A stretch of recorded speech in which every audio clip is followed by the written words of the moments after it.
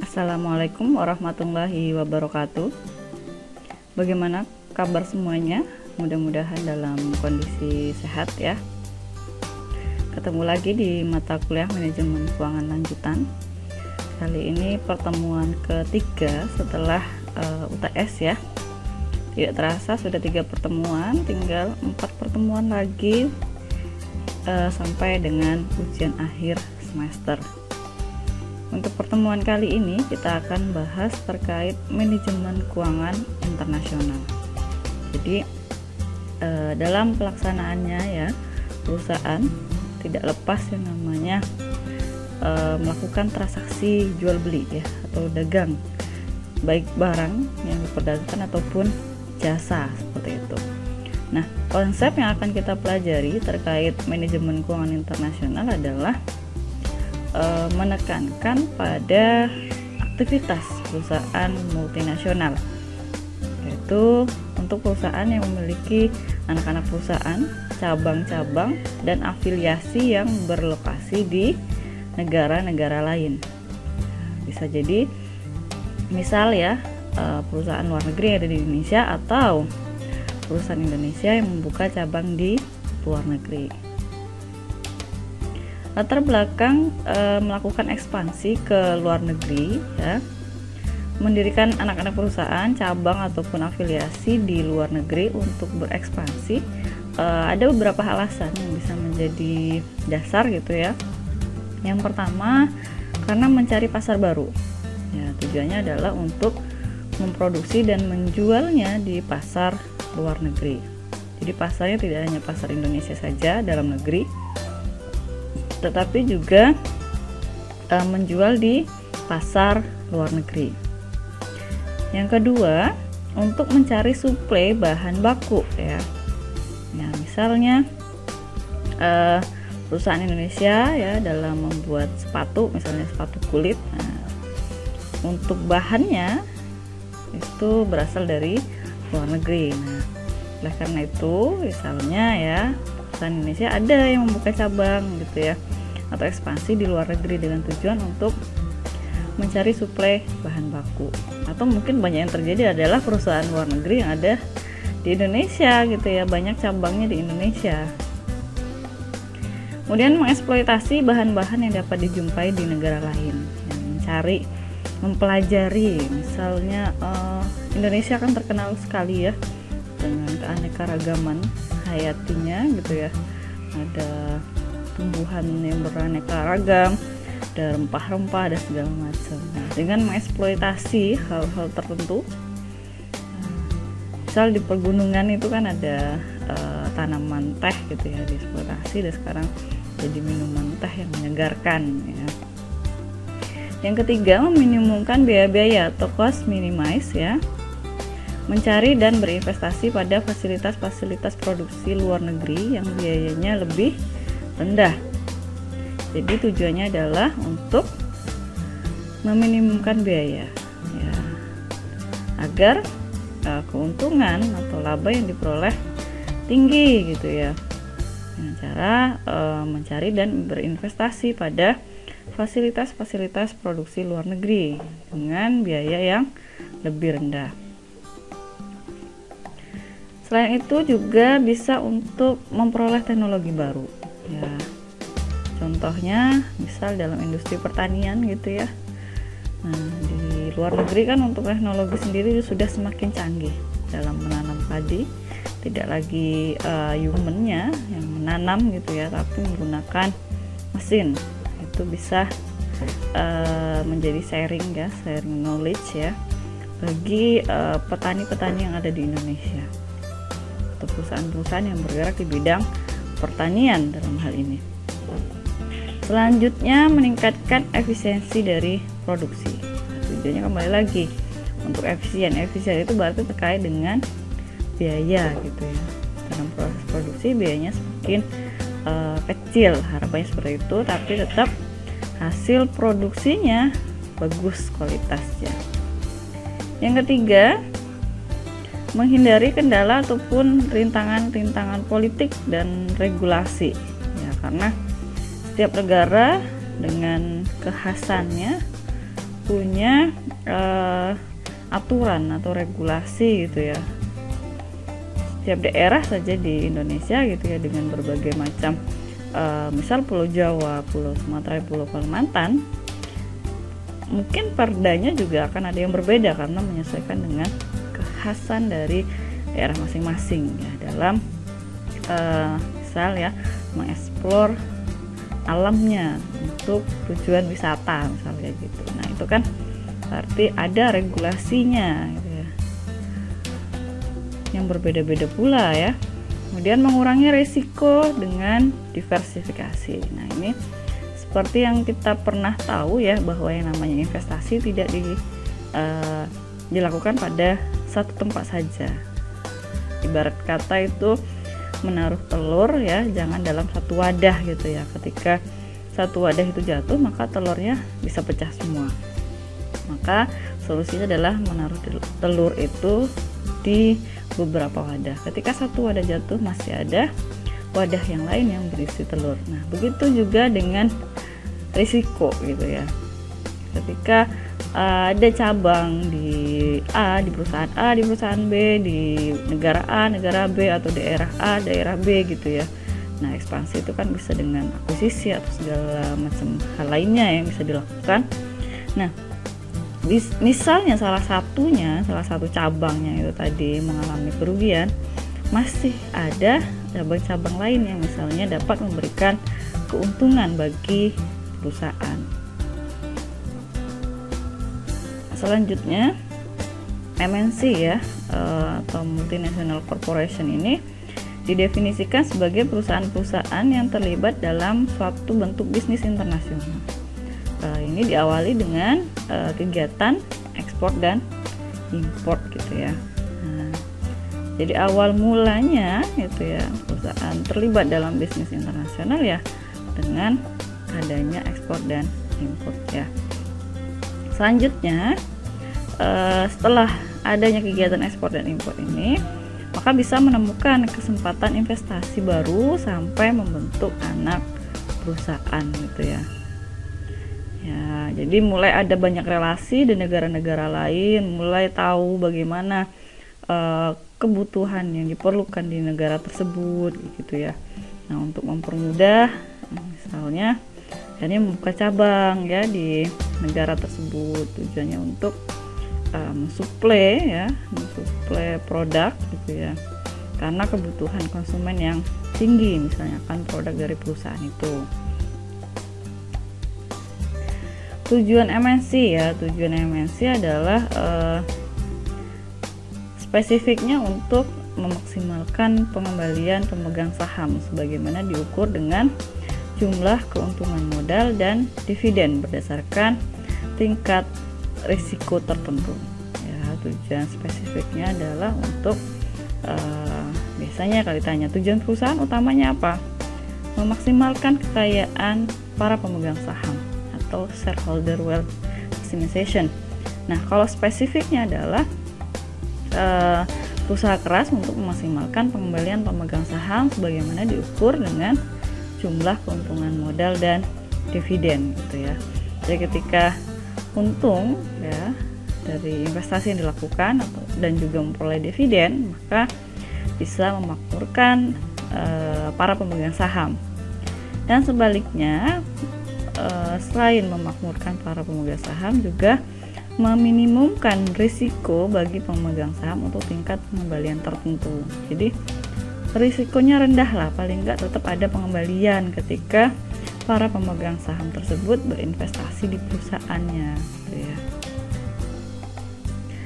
Kendala MNC pada saat para manajer perusahaan multinasional berupaya untuk memaksimumkan nilai perusahaan, mereka akan dihadapi oleh kendala-kendala yang dapat diklasifikasikan ke dalam kendala lingkungan, regulasi, dan etika.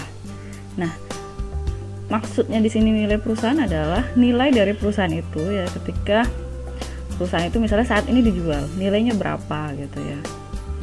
Jadi sudut pandang para investor atau para pengguna terkait nilai dari perusahaan itu ya.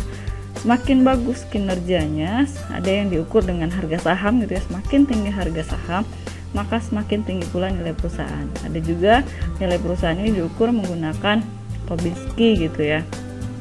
Nah, kendala yang dihadapi tadi terbagi menjadi 3, yaitu kendala lingkungan, regulasi, dan etika. Kendala lingkungan di sini tiap negara memiliki karakteristik lingkungannya sendiri yang unik ya. Jadi seperti yang saya sampaikan bahwa misalnya Jawa Tengah akan keunikannya akan berbeda dengan Yogyakarta, dengan Jawa Barat, bahkan dengan Jakarta gitu ya. Yang masih sama dalam satu pulau Jawa gitu ya. Nah, sejumlah negara mungkin mengenakan lebih banyak restriksi atas anak perusahaan yang induknya berbasis di luar negeri. Izin usaha, ketentuan-ketentuan mengenai pembuangan limbah, dan perangkat-perangkat pengendali polusi adalah sejumlah contoh kendala yang memaksa anak perusahaan mengeluarkan biaya tambahan. Karena begini, setiap daerah misalnya di pemukiman tertentu ketika dibuka cabang perusahaan, pastinya di situ misalnya mengolah ya, sehingga menghasilkan limbah. Nah, limbah dari produksi ini bagaimana caranya supaya tidak mencemari lingkungan pemukiman tersebut. Oleh karena itu, berarti cabang ini harus mengeluarkan biaya tambahan untuk mengolah limbah itu supaya tidak merusak atau mencemari lingkungan gitu ya. Ini yang dimaksud dengan kendala lingkungan. Selanjutnya terkait kendala regulasi ya, tiap negara sebagaimana tadi ya juga memiliki karakteristik regulasi yang unik ya, terkait pajak, kemudian aturan konversi valuta, pengembalian laba, dan regulasi lainnya yang bisa mempengaruhi arus kas dari anak perusahaan. Nah, karena regulasi ini bisa mempengaruhi arus kas, maka regulasi ini harus jadi bahan pertimbangan. Mohon maaf ya. Jadi harus menjadi bahan pertimbangan oleh para manajer keuangan pada saat merancang kebijakan gitu ya. Selain itu, perubahan dalam regulasi bisa juga meminta revisi atas kebijakan keuangan yang ada. Jadi, para manajer keuangan tidak hanya harus mengenal kendala regulasi dalam suatu negara, tetapi juga harus mengawasi gitu ya, perubahan-perubahan yang mungkin muncul sepanjang waktu gitu ya. Karena regulasi biasanya ketika beda pemegang atau dalam hal ini regulatornya, maka bisa berdampak pada perubahan regulasi gitu ya. Selanjutnya untuk kendala etika, suatu praktik bisnis yang dianggap tidak etis pada suatu negara dapat dianggap etis pada negara lain karena memang budayanya beda gitu ya. Budaya di Amerika dengan budaya di Indonesia jauh berbeda gitu ya. Di Indonesia pakai misalnya silahkan gitu ya, dengan ramah, senyum gitu ya, tapi di luar negeri dengan gamblangnya gitu, jalan begitu saja gitu ya. Itu bagi mereka sudah suatu etika yang bagus gitu ya. Nah, hal ini akan menjadi dilema juga karena di situ nanti kan akan ada pekerja-pekerja yang berasal dari negara-negara di mana cabang perusahaan tersebut dibuka gitu ya. Hal ini bisa berdampak ya pada daya saing gitu ya. Tetapi jika mereka ikut serta, mereka akan mendapatkan reputasi yang buruk ya. Misalnya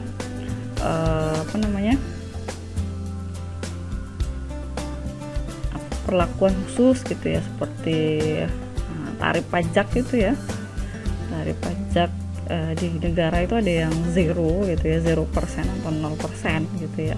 Sedangkan di Indonesia 25%. Nah, sehingga banyak ya cabang perusahaan yang dibuka misalnya pada negara yang pajaknya 0% atau 0%. Nah, ini kan termasuk pelanggaran perpajakan ya. Tadi sih ini juga merupakan kendala etika. Metode bisnis internasional ada 6. Yang pertama ada perdagangan internasional, kedua lisensi, yang ketiga franchise ya, ada waralaba, keempat usaha patungan atau joint venture, yang kelima akuisisi perusahaan asing yang ada, yang keenam pembentukan subsidiari baru di luar negeri. Untuk perdagangan internasional ini merupakan perdagangan konservatif ya, bisa digunakan oleh perusahaan untuk melakukan penetrasi pasar luar negeri dengan ekspor gitu ya, melalui bisa agen atau distributor dalam menghadapi permintaan di luar negeri yang sangat tidak pasti, atau untuk mendapatkan bahan baku berharga murah ya. Dalam hal ini terkait dengan impor gitu ya. Karena contoh ya, ukiran itu yang di Jepara itu mebel gitu ya. Nah, pasti ada agen atau distributor yang sebagai perantara dalam menghadapi permintaan luar negeri gitu ya. Karena memang nilai seninya bagus gitu ya dalam ukirannya tersebut. Nah, misal seperti itu. Atau mungkin tadi perusahaan di Indonesia yang memproduksi sepatu kulit misalnya gitu ya, mendapatkan bahan baku lebih murah dari negara mana gitu ya, sehingga harga bahan bakunya lebih murah, sehingga akan mendapatkan biaya yang efisien, dan ketika dijual dengan harga pasaran akan mendapatkan laba lebih tinggi gitu ya. Selanjutnya lisensi. Nah, ini merupakan suatu kesepakatan di mana perusahaan lokal di sebuah negara memproduksi barang sesuai dengan spesifikasi dari perusahaan pemberi lisensi. Setelah barang terjual ya, perusahaan lokal mengambil sebagian labanya. Sebagai contoh misalnya produsen minuman ringan yang meminjamkan formula dan merek dagangnya ke sebuah perusahaan asing. Kemudian perusahaan asing tersebut memproduksi dan menjual ya minuman ringan tersebut. Nah, dalam hal ini produsen minuman ringan akan menerima fee ya, sebagian, karena yang sebagian lagi misalnya untuk produsen minuman ringannya. Selanjutnya tadi ada usaha patungan atau joint venture ya, merupakan usaha yang dimiliki dan dioperasikan secara bersama oleh dua perusahaan atau lebih ya. Dalam hal ini mereka saling bertanggung jawab ya, dan juga terhadap laba serta ruginya juga ya. Sebagian besar usaha patungan ini atau joint venture ini memungkinkan dua perusahaan mengaplikasikan keunggulan komparatif masing-masing ke dalam suatu proyek tertentu. Kemungkinan menghindari rintangan-rintangan investasi, lebih sedikit eksposur atas country risk-nya, namun ya memiliki potensial loss terhadap kontrol atas intelektual propertinya. Jadi patungan dalam hal ini bisa tujuannya juga untuk mencari pasar baru gitu ya. Nah, ini contohnya, contoh lama ya. Jadi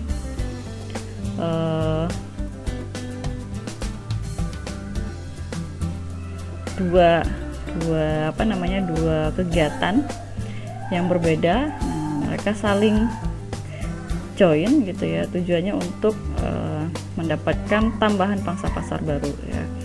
A join ke B untuk mendapatkan pangsa pasarnya B, begitu juga B ke A misal untuk mendapatkan pangsa pasar A gitu ya.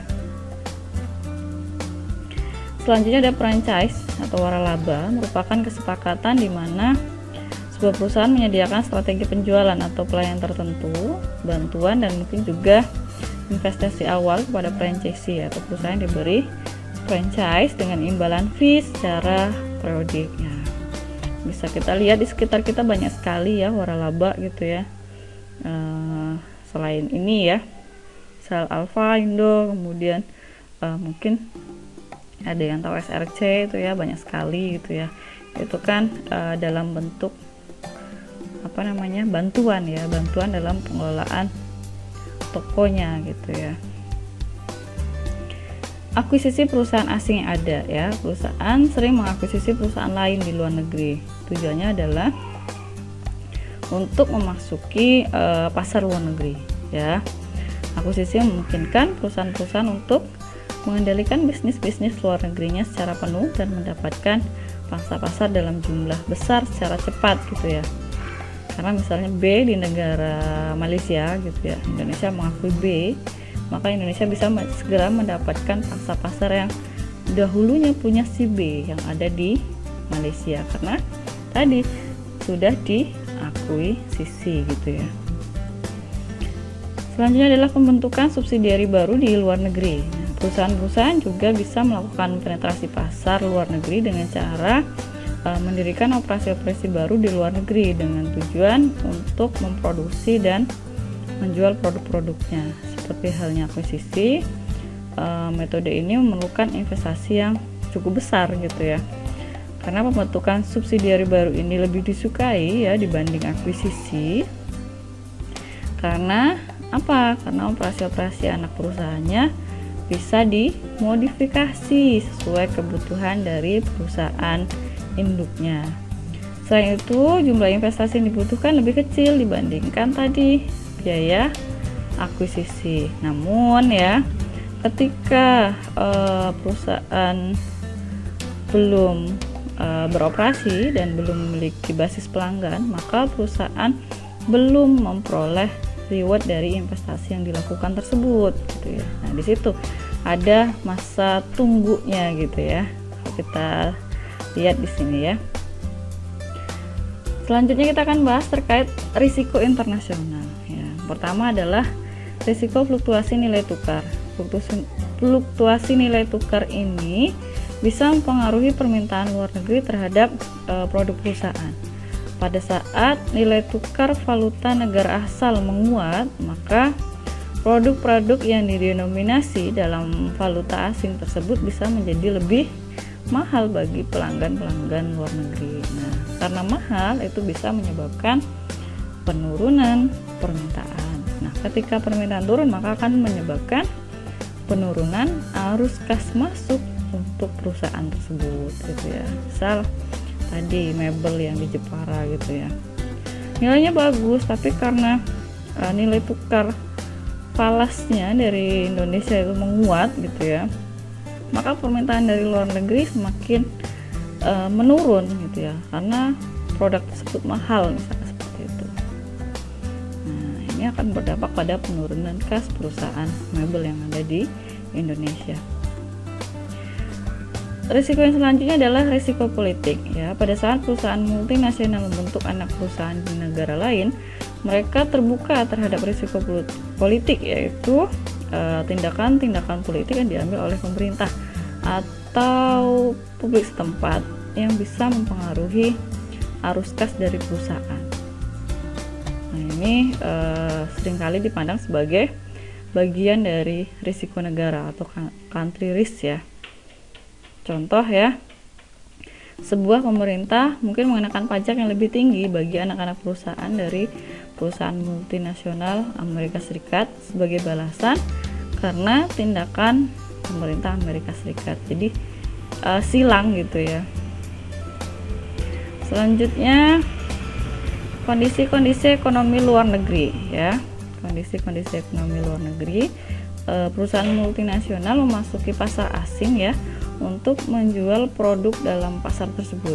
Jadi arus kas perusahaan multinasional pastinya akan dipengaruhi oleh kondisi ekonomi luar negeri gitu ya, karena jualnya di negara atau pasar asing gitu ya. Kita akan bahas khusus ekspor dan impor ya. Latar belakang, tidak ada satupun negara yang dapat memenuhi kebutuhannya sendiri. Nah, pasti akan ada interaksi ya terkait tujuannya untuk memenuhi kebutuhan. Nah, bentuk kerjasama perdagangan ini bisa dalam bentuk ekspor dan impor. Nah, ini definisi ekspor dan impor ya. Ekspor berarti mengirim ya, mengeluarkan barang ke luar negeri. Kemudian kalau impor, memasukkan barang ke dalam negeri gitu ya. Nah, di sini pastinya melibatkan bea cukai gitu ya. Manfaatnya, ekspor bisa untuk memperluas pasar, menambah devisa negara dan memperluas lapangan pekerjaan gitu ya. Sedangkan impor, dengan adanya impor ini bisa memperoleh barang dan jasa yang tidak bisa dihasilkan, kemudian memperoleh teknologi modern atau memperoleh bahan baku dalam hal ini gitu ya. Banyak sekali ya, misalnya produsen mobil gitu ya, ada bagian tertentu yang tidak diproduksi di Indonesia, maka harus melakukan impor gitu ya. Faktor pendorong ekspor dan impor, yang pertama untuk memenuhi kebutuhan barang dan jasa dalam negeri ya, dan yang kedua untuk memperoleh keuntungan dan meningkatkan pendapatan negara. Kemudian yang ketiga, adanya perbedaan kemampuan penguasaan ilmu pengetahuan dan teknologi gitu ya. Jadi misal ya, Jepang itu sudah terkenal dengan teknologinya, misalnya mobil dan segala macam yang canggih gitu ya, maka di sini akan ada ekspor mobil oleh Jepang ke Indonesia, atau kalau kita balik, Indonesia melakukan impor mobil gitu, yang mobil-mobil canggihnya itu. Adanya kelebihan produk dalam negeri sehingga perlu pasar baru untuk menjual produk tersebut. Kemudian adanya perbedaan keadaan karena sumber daya alam, kemudian bisa juga karena budaya dan jumlah penduduk ya. Ini menyebabkan adanya keterbatasan produksi, kemudian adanya kesamaan selera, misalnya makanan itu ya, mie ya, sudah mulai tenar ya karena adanya artis Korea, mungkin ada yang tahu atau sering nonton drakor, kenal gitu ya, kenal nama bukan kenal orang ya. Nah itu kan memberikan image gitu ya, kesamaan selera dalam mengkonsumsi mie kalau di Indonesia, atau kalau di sana disebut dengan ramen gitu ya. Keinginan membuka kerjasama, hubungan politik dan dukungan dari negara lain. Selanjutnya adanya ya, zaman semakin canggih dalam kondisi sekarang gitu ya. Transaksi ekspor dan impor bisa dilakukan dengan media gitu ya, misalnya Lazada atau yang lainnya, saya sebut merek ya, karena memang banyak seperti Lazada itu ada Shopee dan segala macam. Dan ini menjadi peluang baru ya, atau pemain baru, tidak hanya secara offline, tapi sekarang adalah pemain-pemain secara online dalam melakukan transaksi jual beli ya, ekspor dan impor gitu ya. Produk ekspor dan impor ya beragam, ada barang migas, ada non migas ya.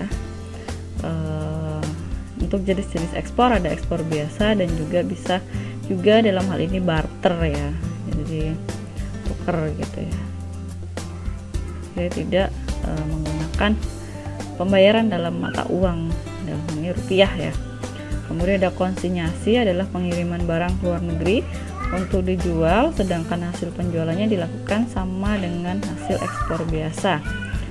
Selanjutnya ada package deal, adalah perjanjian perdagangan, trade agreement ya. Jadi ada perjanjian perdagangan dengan salah satu negara. Pada perjanjian ditetapkan sejumlah barang tertentu akan diekspor ke negara itu, dan sebaliknya dari negara itu akan diimpor sejumlah jenis barang yang dihasilkan dari negara tersebut. Nah ini karena adanya perjanjian perdagangan sebelumnya yang sudah dilakukan. Selanjutnya ini yang penyelundupan ya, ini kegiatan ekspor dan impor yang dilakukan secara ilegal ya. Jadi tidak ada pengurusan dokumen yang sah dengan tujuan memikirkan kepentingan dan keuntungan diri sendiri tanpa mengindahkan peraturan yang berlaku. Ya, semakin kesini ya, semakin banyak juga ya terjadi barang penyelundupan, misalnya yang negara-negara yang perbatasan gitu ya, bisa harganya lebih murah karena ini ekspor dan impornya dilakukan secara ilegal gitu ya, tidak melewati bea cukai. Hambatannya yang pertama, tarif atau bea cukai, ini yang berdampak pada harga yang tinggi gitu ya. Kemudian ada kuota impor ya, kuota membatasi banyaknya unit yang dapat diimpor. Kemudian juga ada subsidi ya, bantuan pemerintah untuk produsen lokal. Juga ada peraturan anti dumping, yaitu menjual suatu barang atau jasa di luar negeri yang nilainya lebih murah dari harga dalam negeri. Nah ini harusnya yang sangat perlu diperhatikan ya. Selanjutnya kita akan bahas terkait valuta asing ya, atau falas ya, sering disebut dengan forex gitu ya, merupakan mata uang yang dikeluarkan sebagai alat pembayaran yang sah di negara lain falas akan mempunyai suatu nilai apabila valuta tersebut dapat ditukarkan dengan valuta lainnya tanpa pembatasan. Oke. Ya. Saya lanjutkan ya. Jadi tadi terkait falas, tempat bertemunya penawaran dan permintaan falas ini disebut dengan bursa falas atau foreign exchange market gitu ya. Jadi hampir sama, kalau di saham itu ada bursa saham, kalau falas itu ada bursa falas gitu ya. Ya, selanjutnya kita akan bahas tentang kurs falas ya, merupakan perbandingan nilai mata uang asing yang dinyatakan dengan nilai mata uang dalam negeri. Nah, kurs atau nilai tukar ini merupakan sebuah kunci bagi suatu negara untuk bertransaksi dengan dunia luar ya. Jadi misal ya, Indonesia dengan Malaysia gitu ya, karena perbedaan mata uang, Indonesia menggunakan rupiah sedangkan Malaysia menggunakan ringgit gitu ya. Maka di sini ada yang namanya nilai tukar antara rupiah dan ringgit gitu ya. Sistem pembayaran dilakukan baik di dalam negeri maupun luar negeri, mau tidak mau ya harus terikat dengan yang namanya nilai tukar atau kurs ini gitu ya. Nah, dalam pasar falas ya, perdagangan internasional baik dalam bentuk barang ataupun jasa menjadi dasar utama dalam pasar falas, sehingga perubahan harga dalam negeri yang relatif terhadap harga luar negeri dipandang sebagai faktor yang mempengaruhi pergerakan kurs falas. Misalnya Amerika sebagai mitra dagang Indonesia mengalami tingkat inflasi yang cukup tinggi, maka di sini harga barang Amerika harganya menjadi lebih tinggi. Nah, ini akan menyebabkan permintaan menurun gitu ya terhadap barang dagang tersebut. Menghitung nilai tukar falas berdasarkan kurs yang berlaku. Jadi ada 3 kurs ya, istilah kurs ya. Yang pertama ada kurs beli, yang kedua ada kurs jual, dan yang ketiga ada kurs tengah. Kurs beli adalah kurs yang dihitung pada saat pelaku pasar membeli ya, membeli falas menggunakan kurs beli. Kemudian untuk kurs jual itu perhitungan kurs pada saat pelaku pasar menjual falas. Kemudian kalau kurs tengah itu kurs antara kurs jual dan kurs beli. Dalam hal ini kurs beli dan kurs jual dibagi 2 gitu ya. Total keduanya kemudian dibagi 2. Contohnya begini ya, suatu hari ya tahun 2011 Dona memperoleh tugas meliput berita ke Amerika Serikat. Dia mendapatkan uang saku dinas perjalanan sebesar 38 juta. Di mana saat itu kurs yang berlaku untuk kurs jual itu Rp9.500 per 1 US dollar, kemudian kurs belinya Rp9.200 per 1 US dollar. Kemudian yang selanjutnya, berapa jumlah uang saku dalam dolar yang diterima Dona?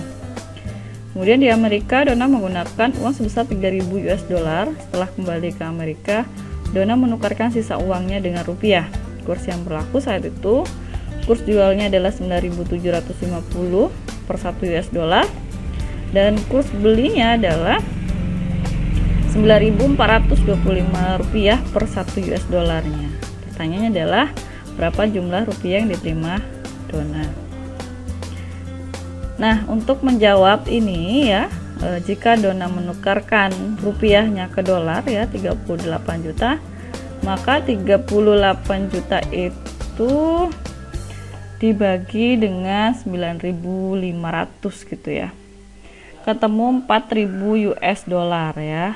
Jadi dibagi dengan kurs jual. Kemudian di sana ya Dona menghabiskan 3.000 US dollar, maka 4.000 dikurangi 3.000 US dollar masih tersisa 1.000 US dollar.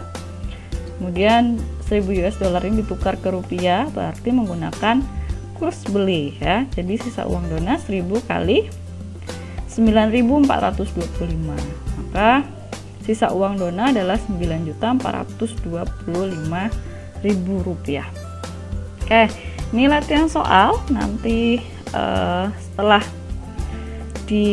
simak video penjelasan ini, silahkan teman-teman kerjakan di e-learning ya. Saya beri batas waktu untuk hari pengerjaannya adalah maksimal hari Jumat ya.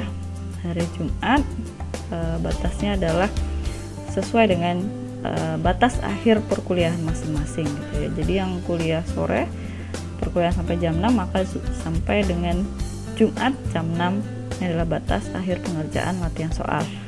Begitu juga untuk kelas yang reguler, batas kuliah adalah 13.15, maka batas akhir pengerjaan soal adalah Jumat jam 13.15 ya, waktu Indonesia Barat. Oke, itu untuk materi manajemen keuangan internasional ya. Mudah-mudahan ilmunya bermanfaat. Kurang lebihnya saya mohon maaf. Saya akhiri, wabillahi taufik wal hidayah. Wassalamualaikum warahmatullahi wabarakatuh.